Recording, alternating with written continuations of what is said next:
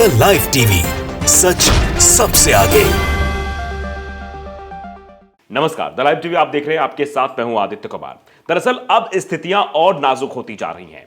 Hamas, उधर Hezbollah और Iran की तरफ से भी लगातार चेतावनी दी जा रही है। जिस तरीके से घटनाक्रम बदल रहे हैं, यहां ब्लिंकन मुलाकात करने जा रहे हैं, उसके बाद राष्ट्रपति जो बाइडेन का मुलाकात करना, उसके बाद वहां पर कमांडर का पहुंच जाना, ये सारी चीजें और ईरान की धमकी भी देना, ये इशारा कर रहे हैं कहीं कुछ बड़ा तो नहीं होने वाला, कहीं हम विश्व युद्ध की तरफ तो नहीं जा रहे। ये भी अपने आप में बड़ा सवाल बन गया है। कुछ खबरें हमारे सामने है जो आपको बताना चाहते हैं। देखिए, ये वॉर मॉनिटर की तरफ से एक ट्वीट किया गया है, जिस ट्वीट में लिखा है कि ब्रेकिंग आई है वो पेंटागन की तरफ से आई है कि सेक्रेटरी ऑस्टिन ऑर्डर प्रिपरेशंस, यानी कि सचिव ऑस्टिन ने मध्य पूर्व में तनावपूर्ण स्थितियों का जवाब देने के लिए लगभग 2000 अमेरिकी सैनिकों को तैनात करने की तैयारी का भी आदेश दे दिया है। यानी इससे आप अंदाजा लगा सकते हैं कि अब तैयारियां तेज हो रही हैं और हमले की तैयारी है या फिर बचाव की तैयारी है। इससे आप अंदाजा लगा सकते हैं किस तरीके के हालात इस वक्त होते चले जा रहे हैं।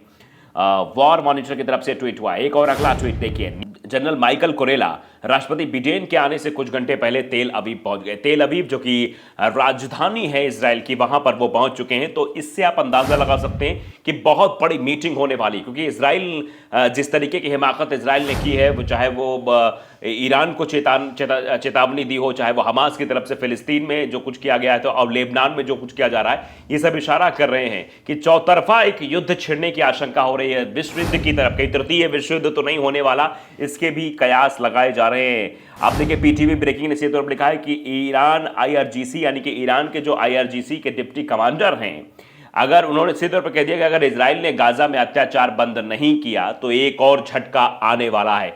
यानी अब ईरान की तरफ से भी, ईरान के आईआरजीसी के डिप्टी कमांडर की तरफ से यह सीधे तौर पर चेतावनी दे दी गई कि इजराइल अगर मानेगा नहीं, इजराइल गाजा पट्टी पर हमला रोकेगा नहीं, तो हम इजराइल के खिलाफ भी कार्रवाई कर सकते हैं। यह साफ तौर पर चीजें हो रही हैं और ये कई दिनों से चल रहा है। देखिए, आज तक पर चल रहा है कि मुसलमानों को कोई रोक नहीं पाएगा इजराइल के गाजा में घुसने से पहले हमला करने जा रहा ईरान।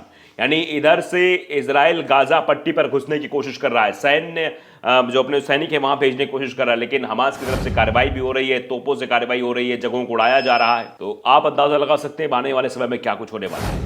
इजराइल हमास की लड़ाई में ईरान भी कूदता हुआ दिखाई दे रहा है। ईरान ने कहा है कि अगर इजराइल गाजा में अपनी जमीनी कार्रवाई शुरू करता है तो उसे उसके नतीजे भी भुगतने पड़ेंगे। उसका कहना है कि ईरान की रेजिस्टेंस फोर्स आने वाले वक्त में व्यापक कार्रवाई भी शुरू कर सकती है। गाजा पर इजराइल के बढ़ते हमलों के बीच अब युद्ध में ईरान भी कूदता हुआ दिखाई दे रहा है। अगर ईरान आता है, उधर से अमेरिका आता है, तो स्थितियां आप समझते हैं किस तरह की हो सकती है। ईरान की तरफ से आ रहे हालिया बयानों से ऐसा लग रहा है कि गाजा पर इजराइल की जमीनी कार्रवाई से पहले ईरान कुछ बड़ा कर सकता है। सोमवार को ईरान के विदेश मंत्री हुसैन अमीर अब्दुल्लाहियान ने कहा कि इजराइल को गाजा में जमीनी कार्रवाई की अनुमति नहीं दी जा सकती है। अगर वो ऐसा करता है तो उसे नतीजे भी भुगतने होंगे।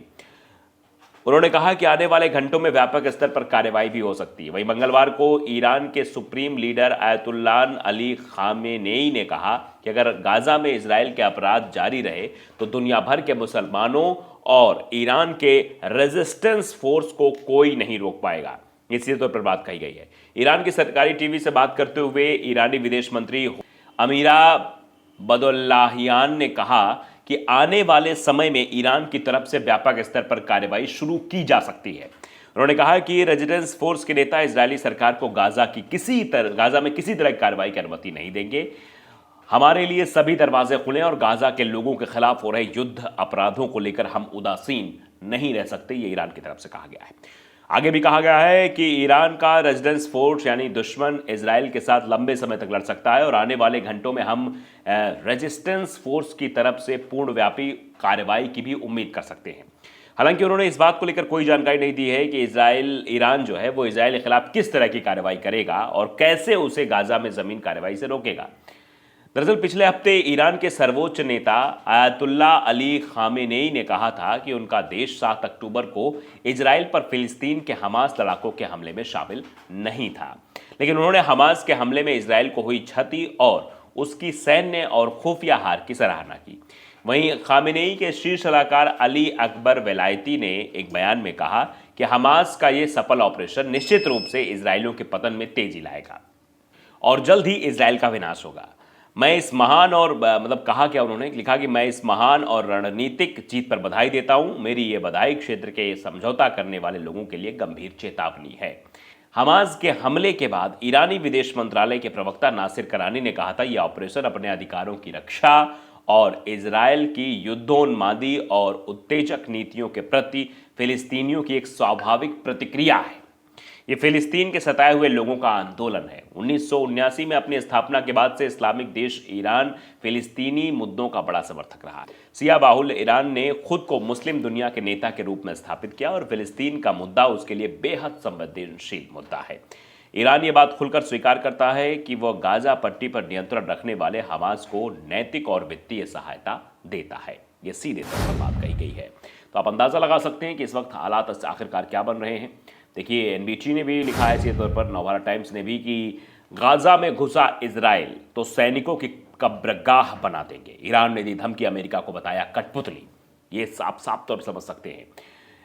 ईरान के विदेश मंत्री हुसैन अमीर अब्दुल्लाहियन ने कहा कि अगर इजराइल ने गाजा में घुसपैठ करने का फैसला किया तो विरोध करने वाले नेता इजराइल को उसके ही सैनिकों के कब्रिस्तान में बदल देंगे। यह बात मीडिया खबरों में कही गई है। उनका यह बयान कतर में अमीर शेख तमीम बिन हमद अल थानी से मुलाकात के बाद आया है। ईरान के विदेश मंत्री ने कहा कि गाजा पट्टी में किसी भी इजरायली जमीन पर हमले से मध्य पूर्व में बाकी जगहों पर भी संघर्ष बढ़ सकता है। अमीर अब्दुल्लाहियन ने अमेरिका को इजराइल के कठपुतली तक करार दे दिया। शनिवार 7 अक्टूबर से ही इजराइल और हमास के बीच जंग चल रही है, जैसा कि आप तस्वीरों में भी लगातार देख रहे हैं। अल जजीरा की रिपोर्ट के अनुसार उन्होंने कहा अमेरिका इजराइल की मूर्ति और कठपुतली को संरक्षित करने के लिए आगे आया है। अगर युद्ध का दायरा बढ़ा तो अमेरिका को भी भारी नुकसान होगा। इजराइल ने अपने टैंकों को गाजा के साथ लगती सीमा बाड़ पर तैनात करना शुरू कर दिया क्योंकि घिरे फिलिस्तीनी क्षेत्र में लगातार बमबारी हो रही है। जमीनी हमले की आशंका के बीच इजराइल द्वारा उत्तरी गाजा के 11 लाख निवासियों को दक्षिण में खाली करने का आदेश देने के बाद हजारों फिलिस्तीनी विस्थापित हो गए हैं। इजरायली हवाई हमलों में 724 बच्चों सहित कम से कम 2329 फिलिस्तीनी मारे गए। हमास के सैन्य अभियान में मारे गए इजरायलियों की संख्या 1300 है, जिसमें 286 सैनिक शामिल हैं। इजरायली सेना का कहना है कि हिजबुल्लाह लड़ाकों के मिसाइल हमले में उनके क्षेत्र में एक व्यक्ति के मारे जाने के बाद वो लेबनान में लक्ष्यों पर हमला कर रही है। अल जजीरा की रिपोर्ट के अनुसार यह तब हुआ जब ईरान ने इजराइल को गाजा खिलाफ अपने युद्ध अपराध बंद करने की चेतावनी दी। हमास के साथ युद्ध अपने दूसरे हफ्ते में प्रवेश कर गया है। ईरान ने इजराइल को चेतावनी दी है कि यदि इजरायली सेना जमीनी आक्रमण के लिए गाजा प्रवेश करती है तो क्षेत्रीय तनाव बढ़ सकता है। अमीर अब्दुल्लाहियन ने कहा कि अगर गाजा पट्टी में बच्चों को मारने वाले इजरायली हमलों को तुरंत रोकने के उद्देश्य से किए गए उपाय गतिरोध में समाप्त होते हैं तो ये अत्यंत संभावना है कि कई अन्य मोर्चे भी खुल जाएंगे। इस विकल्प को खारिज नहीं किया गया और अब इसकी संभावना बढ़ती जा रही है। ईरान ने लंबे समय से गाजा में हमास के साथ साथ लेबनानी आतंकवादी समूह हिजबुल्लाह का समर्थन करता आया है। अमेरिका और इजराइल दोनों ने गाजा के युद्ध में शामिल होने या स्थिति का फायदा उठाने की कोशिश करने के खिलाफ भी चेतावनी दी है। तो आप अंदाजा लगा सकते हैं, समझ सकते हैं कि अब इस वक्त इजराइल आगे बढ़ता है तो ईरान उधर से आगे बढ़ेगा और जिस तरीके से उधर अमेरिका के राष्ट्रपति दौरा करने जा रहे हैं इजराइल का, इससे लग रहा है कि कुछ बहुत बड़ा होने वाला है। द लाइव टीवी को अगर आपने सब्सक्राइब नहीं किया जरूर करिए, बेल आइकन दबाइए ताकि सच खबर आप तक पहुंचती रहे। नमस्कार। द लाइव टीवी, सच सबसे आगे।